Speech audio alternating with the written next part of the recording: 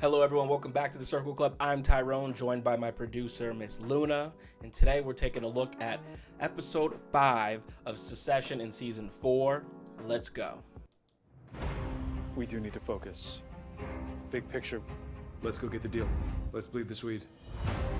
I'm so glad that Kendall got Right this before you interim is a job. chessboard, and every move is crucial. And they have no idea what's coming to them. I have it on good authority. There's a kill list. When it comes to money, it's a complex situation. I would like to propose an offer. Oh, you like it a little bit, don't you? Ugh, this is the worst. All right, so it seems like Kendall's got his first big job here as the man in charge, CEO. I said this, weeks ago. I was like, these are my big predictions for this season. 1, Logan would die. Check. Shiv would be pregnant. Check. I said Connor may actually get a run for his presidential campaign. I still think we're going to see that. 4, I think the family's going to all work together. I think Kendall is in charge right now, and I think it just makes natural sense because he's the eldest son. He's got the experience. He's been there before. He's going to get locked in and focused. He knows the business.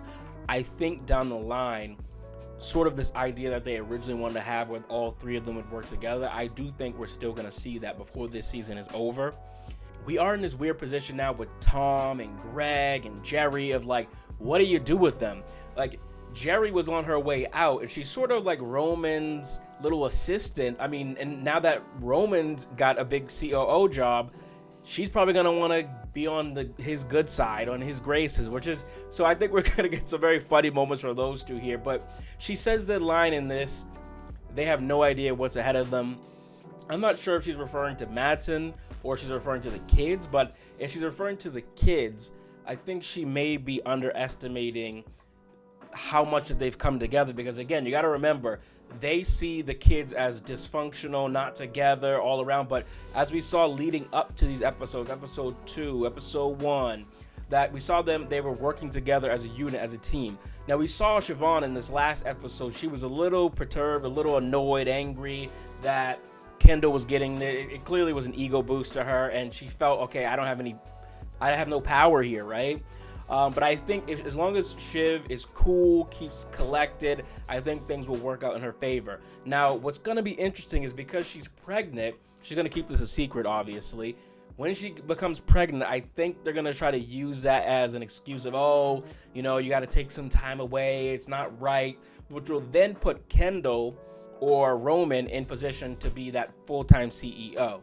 Now, it would not shock me if things become too stressful and crazy and wild for Kendall, that Kendall ends up going on a bender.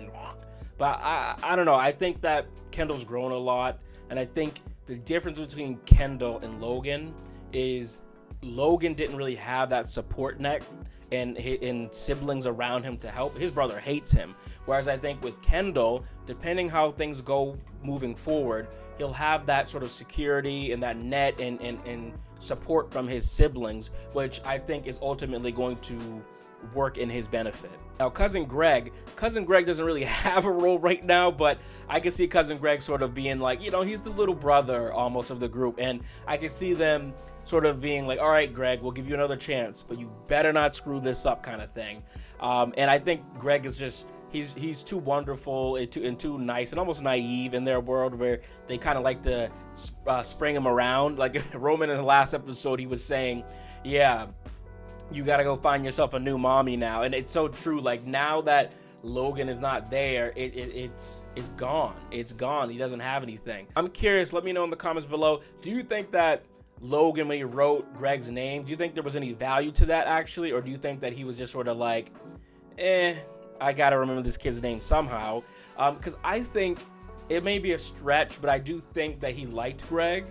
And I do think that he maybe thought, Greg, like maybe I can massage Greg, because Greg was the only one who actually made fun of him and sort of stood up. He was the one who fired the assistant when no one else would. So I think he sort of saw, Greg's a goof, but he's also young, and maybe that there's time for me to mature and work with him. So I think Greg may have been a legitimate candidate, not to run the company per se, but maybe to be you know, someone that Logan wanted to work on. This has been an amazing, refreshing restart for the season and for the show. Like the way the last season was, it was good, but it didn't have me like season 1 and 2 did. And this new season has just been full of drama, full of action, full of family politics and business politics, and I just love it, man. I mean, episode 3 I will remember for the rest of my life as like one of the greatest acting television performances I've ever seen. And man, they just get us every week. They're so good, and I can't believe that this is the last hurrah. We're done after this. But yeah, let me know down below some predictions you have, comments. How have you been feeling about the season? Is there anything that you'd like to see in particular? Any crazy theories that you have? And make sure you subscribe, because I make new content all the time. And as we always say here, just be you. Peace.